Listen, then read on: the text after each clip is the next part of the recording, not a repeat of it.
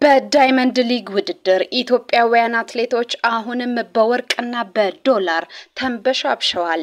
የአልማዙን ዋንጫ ለመጨበጥ ከዳር ደርሰዋል። ይግረማችሁ ብለው የአመቱን ምርጥ ሰዓት በማስመዝገብ ጭምር የአሸናፊነት ታሪካቸውን ደጋግመውታል። እንኳን ደስ ያላችሁ፣ እንኳን ደስ አለን። የዳይመንድ ሊግ ውድድርን ጨምሮ ሌሎች ጉዳዮችን እያነሳን ከናንተ ጋር እንቆያለን። ሰለሞን ባረጋ በአስደናቂ ሁኔታ ከአንድ ውድድር ራሱን ማግለሉን አሳውቋል። ይሄ ከባድ ነው፣ የቤተሰብ ጉዳይ ገጥሞኛል ብሏል። ምን እንደገጠመው በዝርዝር እንነግራችኋለን። ሁሉ ስፖርቶች ነን። ይሄው ወደ መረጃው ገባን። በዳይመንድ ሊግ የኔዋ ንብረት አሸንፋለች። በኖርዌይ ኦስሎ በተካሄደው የሴቶቹ 10000 ሜትር የኔዋ ንብረት የአመቱ ምርጥ ሰዓቷን በማስመዝገብ ጭምር በበላይነት ውድድሯን አጠናቃለች። 30 ደቂቃ ከ28 ሰከንድ ከ82 ማይክሮ ሰከንድ አትሌቷ ውድድሯን ለማጠናቀቅ የፈጀባት ሰዓት ሆኖ ተመዝግቧል። ጫልቱ ዲዳ ደግሞ 3ኛ ደረጃን ይዛ አጠናቃለች። ጫልቱ ውድድሯን ለማጠናቀቅ 30 ደቂቃ ከ33 ሰከንድ ከ86 ማይክሮ ሰከንድ ፈጅቶባታል። የአመቱ ምርጥ ሰዓቷንም ማስመዝገብ ችላለች። ተስፋ የተጣለባት የወደፊቷ ድንቅ አትሌት ስለመሆኗም ማሳያው ይሄ ውድድር ነው ተብሎ በዓለም መገናኛ ብዙሃን ጭምር መነጋገሪያ ሆናለች። ሁለቱን አትሌቶቻችን እንኳን ደስ ያላችሁ እያል ወደ ተከታዩ ጉዳያችን እናልፋለን። ታምራት ቶላን እናገኛለን። ታምራት ቶላ የፓሪስ 2024 ኦሎምፒክ የህይወት ዘመኑ ታላቅ ስኬቱ እንደሆነ ተናግሯል። ማንም ኦሎምፒክን ማሸነፍ ይፈልጋል፣ ለኔ ደግሞ ህልሜ ነበረ፣ ህልሜን አሳክቼዋለሁ ሲል ነው የተናገረው ታምራት ቶላ። ታምራት ቶላ በማራቶን የኦሎምፒክ የዓለም ሻምፒዮና የዓለም ክብረ ወሰን ባለቤት እንደሆነ ይታወቃል። 2 ሰዓት ከ06 ደቂቃ ከ26 ማይክሮ ሰከንድ ውድድሩን ለመፈጸም የፈጀበት ሰዓት ሆኖ ነው የተመዘገበው። የድል ብዙ ነገሬን ቀይሮልኛል ሲል ነው የሚናገረው። ህይወቴን ቀይሮታል፣ ሀገሬን በባንዲራዋ እንድደምቅባት አስችሎኛል፣ በሀገሬ ህዝብ ዘንድ ክብርና ሞገስን ሰጥቷል። ይህ ውድድር ከኦሎምፒኮች ሁሉ ቁንጮ ነው። ኦሎምፒክ ትልቁ ውድድር ነው። እኔ ደግሞ በዚህ ትልቅ ውድድር ላይ ትልቅ ክብር ነው ያገኘሁት። ከጎኔ ለነበራችሁ ሁሉ አመሰግናለሁ ብሏል። ክብሩ ምስጋናውም ለእናንተ ነውና ውሰዱት።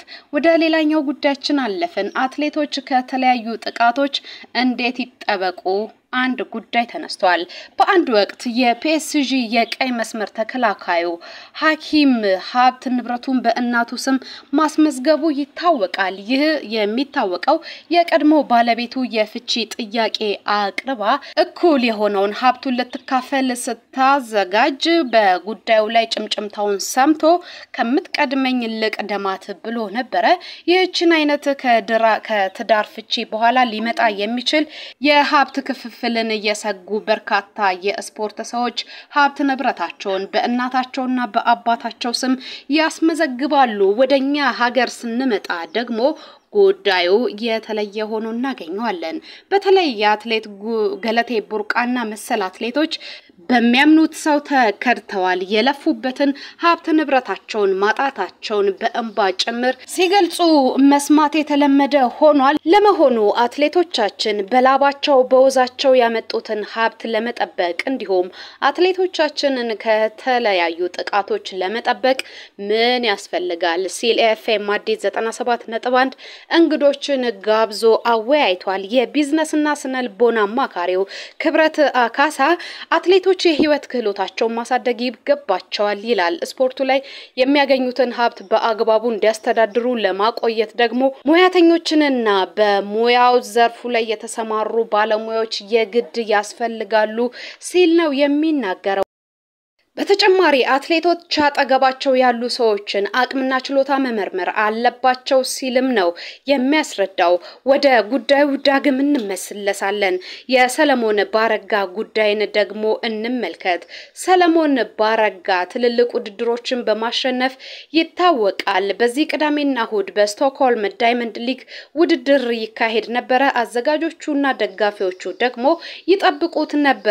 እሱ ግን አዘጋጆችም ይሁኑ እንዲሁም የሱ አድናቂዎች ይቅርታ እንድታረጉልኝ ይፈልጋለሁ በቤተሰብ ጉዳይ ምክንያት በቦታው ተገኝቼ ያለብኝን የሩጫ ውድድር ማድረግ አልችልም ሲል ነው የተናገረው። ሰለሞን ባረጋ ይሄንን ተናግሯል። ምን አይነት የቤተሰብ ጉዳይ እንደገጠመው ግን በዝርዝር ያለው ነገር የለም። እንግዲህ የቤተሰብ ጉዳይ አለኝ በቅርቡ ወደ ትራክና በሚቀጥለው አመት በስቶክሆልም እመለሳለሁ ሲል ጽፏል። ውድድሩ እሁድ ሰኔ 15 እንደሚካሄድ ከቅርቡ የወጡ ስፖርታዊ መረጃዎች ይጠቁማሉ። ቀደም ሲል ወደ ነገርናችሁ ጉዳይ እንመለስ። የአትሌቶችን ህይወት ለማሻሻል የአትሌቶችን የመጭበርበር ሂደት ለማስቀረት ምን መደረግ አለበት በሚለው ዙሪያ ውይይት መደረጉን እየነገርናችሁ ነበር። በአትሌቶች ዙሪያ የሚደረገው ነገር ጥንቃቄ ያሻዋል ይላሉ። አትሌቶቻችን ኮንትራት ፈራሚ ናቸው። ምን ይዘት እንዳለው እንኳን የማያውቁበት ደረጃ ላይ ይገኛሉ። ከዚህ አንፃር አትሌቶች አስፈላጊውን ባለሙያ ሊመደብላቸው ይገባል። ከስፖርት ሜዳ ውጪም ሀብት ንብረታቸውን እንዴት ማስተዳደር እንደሚችሉ የሚመሩበት አንድ ትልቅ ተቋም ያስፈልጋል። ከመስኩ ገንዘብ እናገኛለን። ገንዘብ ስናገኝ ደግሞ ለገንዘቡ ባለቤቶችም ክብርና ለነሱ ዋስትና የሚሆን ነገር ልንሰጣቸው ይገባል ሲሉ ነው የተናገሩት ባለሙያው። ውክልናው ምን አይነት ጉዳት ሊያደርስባቸው ይችላል የሚለውን ጉዳይም ማወቅ አለባቸው። ማንኛውም ግለሰብ በተለይ አትሌቶች የሚሰጡት ውክልና ጠቅላላ ውክልና ነው ወይንስ ሀብትን ለማስተዳደር የሚለው ላይ በጣም መጠንቀቅ አለባቸው ሲሉ ነው የተናገሩት ባለሙያው። ይሄ ሁሉ የተነሳው እንግዲህ ከገለቴ ቡርቃ ጋር ተያይዞ እንደሆነ ይታወቃል። ገለቴ ቡርቃ ቤቷን ንብረቷን መኪናዋን አታለች። በጉዳዩ ላይ ደግሞ ቀጥታ ወንጀለኛ ወይንም ተጠርጣሪ የሆነው የቀድሞ ባለቤቷ ነው። አሁንም አልተያዘም። የሷ ጉዳይ መነሳቱ ግን በስፖርቱ ላይ ይሄ ነገር አጀንዳ እንዲሆን አስችሎታል። ስለ ኦሎምፒኩ እንገራችሁ ምን አዲስ ነገር አለው እየተባለ ነው። 1 አመት ሞልቶታል ይሄ ውድድር ከተካሄደ። የኢትዮጵያ አትሌቲክስ ኮሚቴ ሚስጥራዊ ጉባኤ አካሂዶ ሀገሪቱ የስፖርት ህጎችን የጫሰ ምርጫ ካከናወነ እነሆ ዛሬ ድፍን 1 አመት ሆኖታል። እንግዲህ ሁላችሁም እንደምታስታውሱት ይህ ምርጫ የተደረገው ሰኔ 4 ነው። ህገወጡ ምርጫ የፓሪስ ኦሎምፒክን ክስረት የተቋመሙትን እነ ኃይሌ ገብረስላሴ ገዛኸኝ አበራ የቴኒስና የቦክስ ፌዴሬሽን እንዲሁም ሌሎች ከሳሾችን ስብስቦችንም ጭምር አግልሎ የተደረገ እንደሆነ ይታወቃል። ፍርድ ቤቱ የሁለት ወገኖችን ክርክር በሽምግልና እንዲፈታ ትዕዛዝ ቢሰጠውም ውይይቱ አልተሳካም። መንግስት ለቶኪዮ ኦሎምፒክ ዝግጅት የሰጠውን 156 ሚሊዮን ብር ድጋፍ ኮሚቴው የታደረሰው ለሚለው ጥያቄ አሁንም ምላሽ አልተገኘም። ለማንኛውም ይህ አወዛጋቢ ምርጫ ድፍን 1 አመት ሞልቶታል። እኛም መረጃችንን አብቅተናል።